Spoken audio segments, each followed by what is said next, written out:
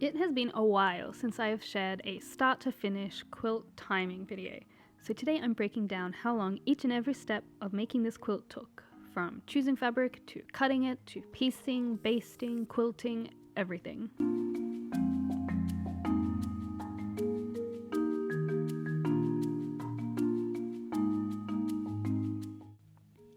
I was struggling here because I don't keep a lot of yardage on hand. I was trying to make these work in some way. I could have used these two together. I love this yellow. I wanted to make that work. I love this one. I just couldn't make any of these combinations work for what I wanted, which was originally a 3-color quilt. So I changed tracks from a fully monochrome quilt to a fat quarter quilt because I may not have much yardage on hand, but I do have fat quarters. These fabrics are a part of a fat quarter bundle that I got from Scribbly Gum Quilt Co. a little while ago. I don't remember what else was in it, but I want to say there were about 10 fabrics, and I took some out, left this group to use for a quilt that I didn't end up making. I like how they're all really deep, similar tones while being a variety of different colors. So if we take this one away, now we've got 6 fat quarters that are all looking really good. And for this quilt I need 3 more fat quarters. Because I already had this one out, obviously not a fat quarter, but I can cut that down. Easy addition. It adds some green, which was kind of missing from the blue section over here, but it's got some blue, it's got some pink, it matches in over here. I think that's great. And then also another easy addition was this fat quarter. A very similar yellow to over here, but the pink and there's a little green here. I like the florals of both these are very similar, and overall I like it. Now the final fat quarter gave me a bit of trouble because I wanted it to be floral after adding these two, and looking at what's missing over here, I wanted it to be purple. Purple is my favorite color and I love florals, but I did not have any purple florals. So I decided to buy these 3, and this one had the right color, the pattern wasn't quite it. So he was out. This one, the pattern was exactly what I wanted. It felt more similar to these two than the others, but the colors weren't quite right. I wasn't super happy with that blue and the pink in there. It just wasn't what I wanted, which left us with this one, which I love. The color is perfect, very similar to the purple we've already got. The cream matches the background I wanted to use, which is amazing. So there we are. The 6 plain colors, 3 florals, and my background. So we had 35 minutes playing with those colors that didn't work earlier, add another 20 looking through my fat quarter stash, another 30 looking online for those purples, and then about 10 to play with those purple florals and decide that these two weren't going to work. That gives us 95 minutes to get to this pile of fabrics. Timing the design process is tricky because I had this pattern thought of, written, ready before starting this quilt at all. I do want to time the pattern designing and writing process maybe next time to show you guys, but I didn't do it this time, and since I had the pattern ready from my previous version of this quilt, I'm going to give it a 0 now because A, I didn't technically do it for this quilt, and B, there's just no way that I could give an accurate estimate. I have no idea how long that took. And that said, the design from here of figuring out my fabrics did not take long at all. Background, obviously easy. I thought these colors split into 3 groups pretty easily. We've got these two, and these two. I had them set like this because I didn't want the florals to be touching at all. So from here we can put the green down here, put the purple on the side, and the yellow up the top there. To me it makes sense that the yellows are lighter, so they're at the top, and these ones are heavier, so they're at the bottom. Going from that pile before to this setup took 5 minutes. I placed them like this and I liked it. I didn't play around, I didn't move them, I put them here and I liked it, and this is what we're doing.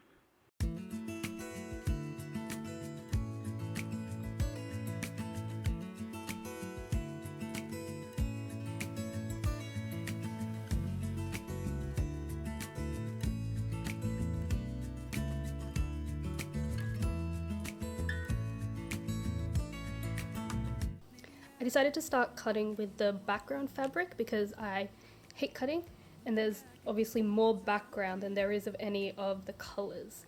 So I figured start with this, get it all done.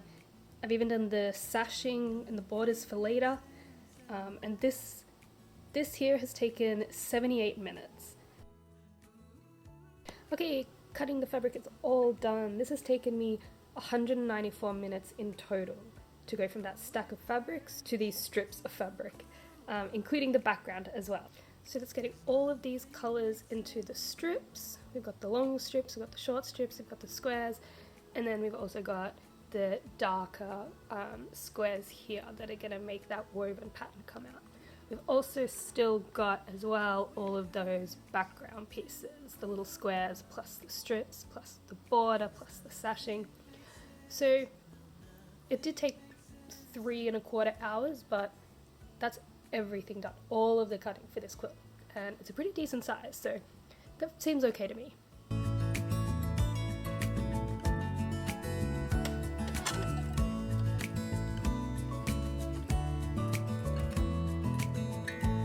So as I think you've seen, I've made one block start to finish. I always like to do that when I'm chain piecing, just to make sure that I haven't read the instructions wrong or cut something out wrong.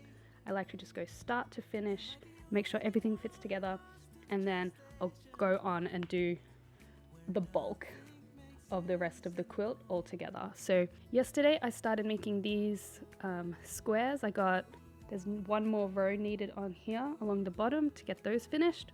Since everything's a little in flux at the moment, I'm just keeping track of everything on post-its. It took me about a 4-hour chunk of time yesterday to piece these. Some pressing as well, counted separately. So today I need to add the one more row that's missing on the bottom here. They're all made. I just need to add those on. And then, this is the fiddly part of the quilt pattern. These squares are very small, but that's kind of what makes the whole pattern. So it's important, and I'm happy to put the time in for that. Once these blocks are all finished, that's the time-consuming part done. These strips should come together nice and simply. So hopefully I can get that done today. I didn't remember to distinguish in my notes how long it took to make the squares and then how long to make the stripes and the whole blocks, but it definitely felt like it all came together quickly after those squares were done. In the end, I spent a total of 422 minutes piecing these blocks. That's about exactly 7 hours. I don't know if I mentioned yet that this quilt will finish at just under 70 inches square, so it is quite big, and I think that amount of time is fair. This section includes pressing the fabric at the beginning, pressing all the seams in all the blocks, and after the top is all assembled. In total, I spent 192 minutes pressing in this quilt. Really not much to say about this step, so let's just move on. Trimming is not very fun, but it is very important to make sure everything lines up, nothing is out of whack. Luckily, this quilt only needed 21 minutes of trimming.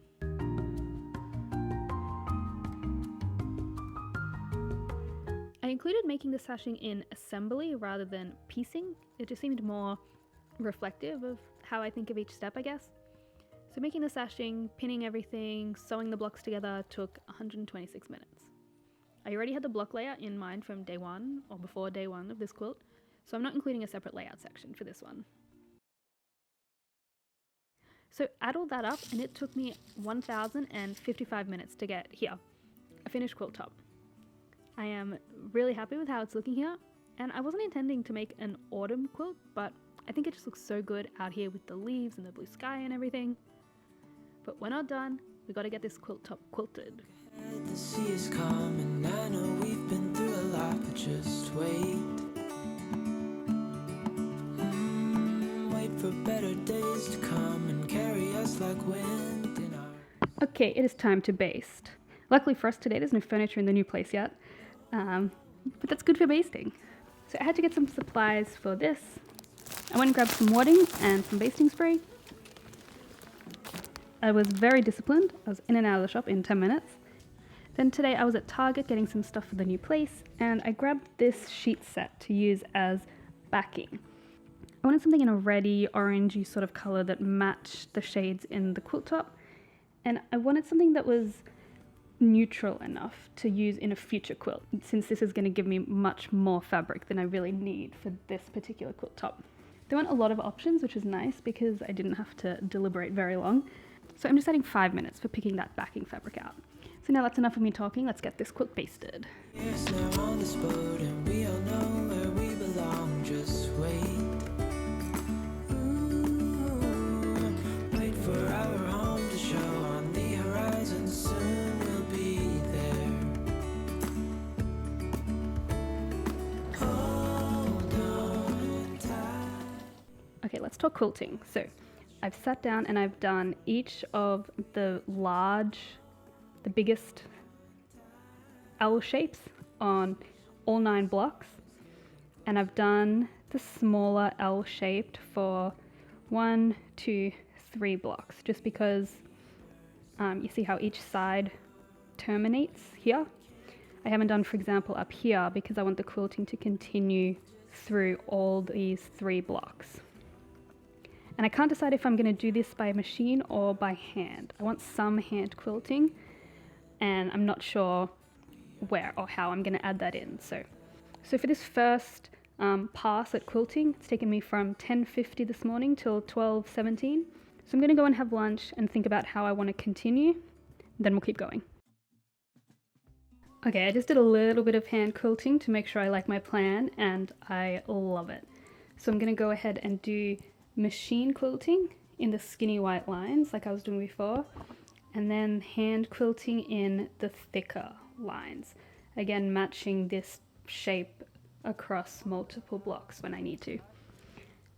I'm really excited about this. I think it's going to be so good. It's not going to be the quickest. Obviously the hand quilting is going to make this take a lot longer than just doing it by machine, but I just love the contrast of hand quilting and machine quilting together. Countryside, the water so I wait up here, I just let it know. I wait along the corridor, some would say. In the end, I spent 157 minutes on hand quilting for this quilt. I just used plain white thread, very simple, very basic, but also very effective if you ask me. And I spent 144 minutes on machine quilting. I did a lot more machine quilting than I did hand quilting, but I ended up spending about the same amount of time on each, which I thought was kind of funny. So altogether, that was 301 minutes, or about 5 hours total to quilt this quilt.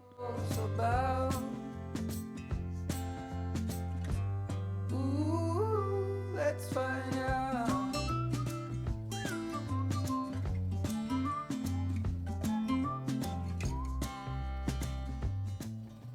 I started out zigzagging the quilt edges so I could add binding, and then I kind of cheated a little. I went out and bought some pre-made binding. I have wanted to try that out for a little while and to see if it's worth it. I spent about $20 and maybe 10 minutes in the shop. It wasn't very busy. The binding is great quality. I was very happy with it. I don't plan on doing this very often, but I wanted to try it, and in a time crunch, I might do it again. So 10 minutes buying it, 26 minutes attaching it, 10 minutes cutting off the excess, 4 minutes pressing the binding, and finally 114 minutes stitching the binding to the back, which all up gives us 186 minutes spent on binding for this quilt.